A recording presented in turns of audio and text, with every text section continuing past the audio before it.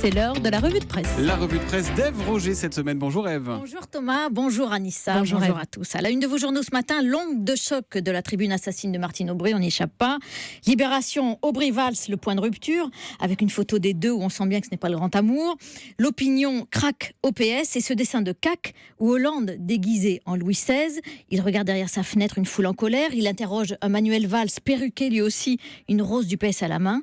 C'est une révolte ? Non, sire, c'est une décomposition. Dans la même veine, le Figaro s'interroge. Hollande résistera-t-il à sa gauche ? Le Parisien lui fait l'impasse et fait sa une sur les stages de récupération des points de permis. Le business d'abord.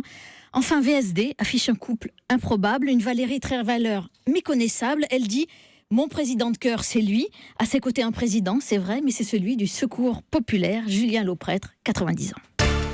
Impossible donc de faire l'impasse ce matin, Ève, sur la tribune de Martine Aubry dans Le Monde. Oui, tous les éditorialistes se sont jetés sur cette guerre des roses avec gourmandise ce matin, rivalisant d'expressions choc, sorties fracassantes pour Patrice Chabanet dans le journal de la Haute-Marne, dynamitage politique, Didier Rose dans les DNA, déflagration, Hervé Chabot dans l'Union, Messé, Jean-Marcel Bougreau dans la République des Pyrénées, qui volent au secours du Premier ministre. Martine Aubry a beaucoup de formules ronflantes du type « pas ça, pas nous, pas la gauche », écrit-il. Mais quoi derrière ? Et de citer la grand-mère de Martine Aubry, quand c'est flou, c'est qu'il y a un loup. C'est ce qu'avait dit Martine Aubry lors du débat sur la primaire à François Hollande. Absolument. Pour Nicolas Bétou, dans l'opinion, la gauche entre en guerre avec elle-même, ce que confirme Laurent Geoffrin dans Libération, qui voit deux scénarios possibles pour François Hollande. Un, laisser passer la caravane et les aboiements de la gauche, et c'est le suicide politique assuré.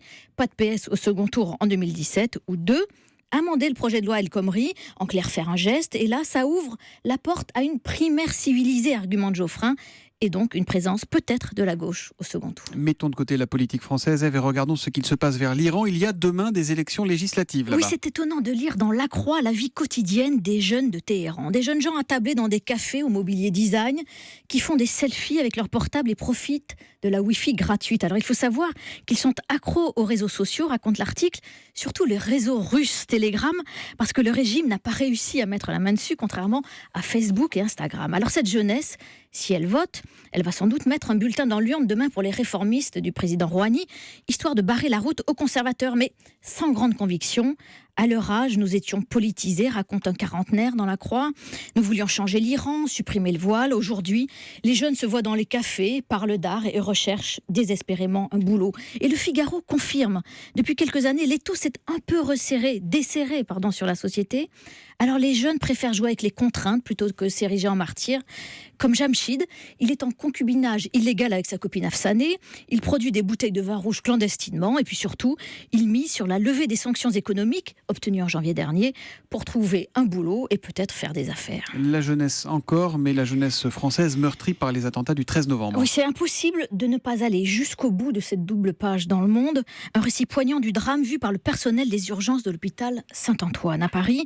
Les fusillades se déroulent à quelques centaines de mètres. Et là, à l'accueil des urgences, il y a deux jeunes infirmières, Émilie et Linda, qui ne comprennent pas tout de suite ce qui se passe parce que Internet passe mal à cet endroit. Alors elles voient arriver des victimes avec des blessures, du jamais vu, elles font face, en silence. On était concentrés sur l'action, raconte-t-elle, d'autant qu'on avait peu d'informations sur ce qui se passait à l'extérieur. Les patients aussi nous ont aidés, c'est leur calme qui nous ont permis de travailler sans être dans la panique. Petit à petit, médecins, infirmières, aides-soignants, alertés les rejoignent. Les blessés aussi affluent, fracassés. Et quand on n'a plus de mots, il reste les gestes, raconte Sylvain. Cet aide-soignant se retrouve face à une femme victime d'une dizaine de blessures au thorax. Elle m'a attrapé la main. D'une main, je caressais la sienne, de l'autre, je comprimais ses plaies avec tout ce qu'on me passait. Les victimes, elles sont aussi ce matin dans Polka Magazine, une série de photos de survivants, d'habitants des quartiers touchés, de jeunes revenus aux terrasses. Alors c'est assez beau à voir ces photos, cet espoir sur les visages, cette tristesse aussi. Alors le dossier s'appelle Chronique du retour à la vie, avec une photo en une, le baiser du Carillon, qui n'est pas sans rappeler évidemment le baiser de l'hôtel de ville. Oui. Mais là, la fille et le garçon sont assis, accoudés à une table, et ils s'embrassent au-dessus d'un verre de bière. On change totalement de sujet à présent, Ève. Vous allez nous parler concentration. Ah oui, alors ça c'est un dossier passionnant du magazine Cerveau et Psycho qui nous apprend tout sur la concentration et surtout comment l'améliorer. D'abord, il faut savoir que 3 minutes, c'est le temps de concentration moyen des adultes. Et puis ensuite, que c'est entre 20 et 30 ans qu'on est au maximum de ses possibilités. Alors pourquoi on a du mal à se concentrer ? Alors bien sûr, il y a les nouvelles technologies, les SMS, les mails qui nous interrompent tout le temps, mais aussi parce que notre cerveau est constitué depuis des millions d'années pour nous distraire, en tout cas nous protéger. Il analyse en permanence ce qui nous entoure pour nous alerter d'un danger. Et le danger aujourd'hui, c'est quoi ? C'est un collègue qui entre dans votre bureau et qui vous fait sortir de la tête de votre dossier. Alors l'autre distraction, c'est la recherche du plaisir. Si vous voyez par exemple une tablette de chocolat alors que vous êtes en train de travailler, eh bien un réseau cérébral s'active, celui de la récompense. Ça active le bras surtout. Il s'en est fini de votre concentration, mais aussi de votre régime. Alors bien sûr, on va trouver dans ce dossier des astuces pour progresser. Je vous en donne 2 seulement, mais il y en a plein d'autres. D'abord, il faut toujours déterminer un objectif, une intention avant de commencer une tâche, pour ne pas l'oublier en cours de route. Et puis fragmenter son travail en plusieurs phases de quelques minutes, ça aide et puis ça permet de prendre des pauses au milieu. On termine, tiens, revoilà Renaud. Et voilà, des nouvelles des anciens. Et oui, il fait encore parler de lui, parce qu'on apprend dans le Parisien ce matin, je ne sais pas si vous l'avez vu, que le chanteur a demandé à aller dans un collège parisien pour visiter le potager installé sur le toit.